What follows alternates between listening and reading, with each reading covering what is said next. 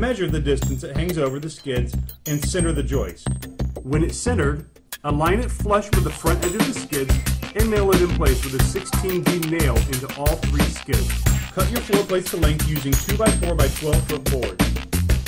To make your wall plates, use 2x4 by 12 foot boards and cut them to length, making sure your cuts are straight as they'll show in the final product. Lay the edges of the wall plates out at 24 inches on center using your tape measure.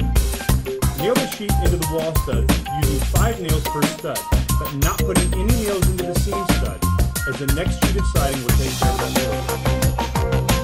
Working with one rafter at a time, place one end of the rafter on top of the wall plate, directly over a sidewall stud. Then place the opposite end on the corresponding stud on the opposite sidewall. Nail into place using 16D nails. Attach the hinges to the door frame, aligning the hinges with the cross supports. Align the bottom of the hinge board even with the bottom of the door frame and space as shown, with a hinge pin spacing the board front.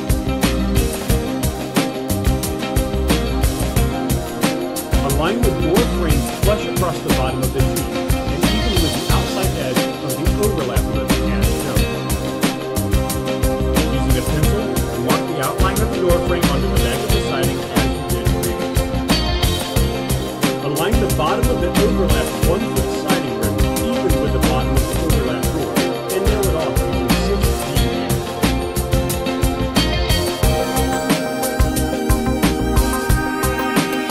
Make sure that 1/3 of the stud is revealed into the door opening.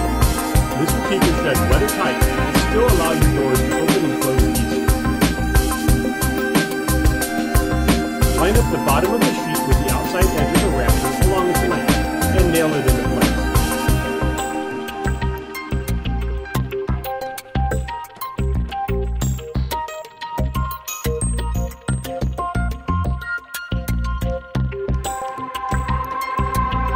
This allows the drip edge and shingles to lay flat across the front of the building.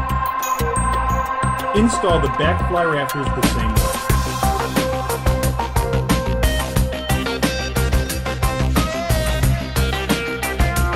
On the sidewall, butt the trim against the bottom of the fascia and align flush to the face of the front corner cut.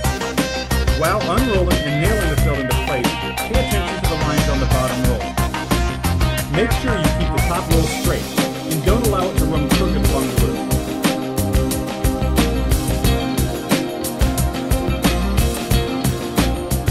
On the opposite side of the shed, run the drip edge identically.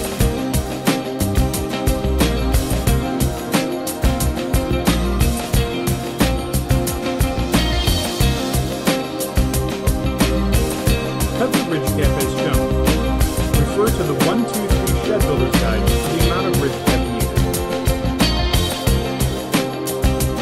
Continue installing the ridge cap until at the opposite end of the roof.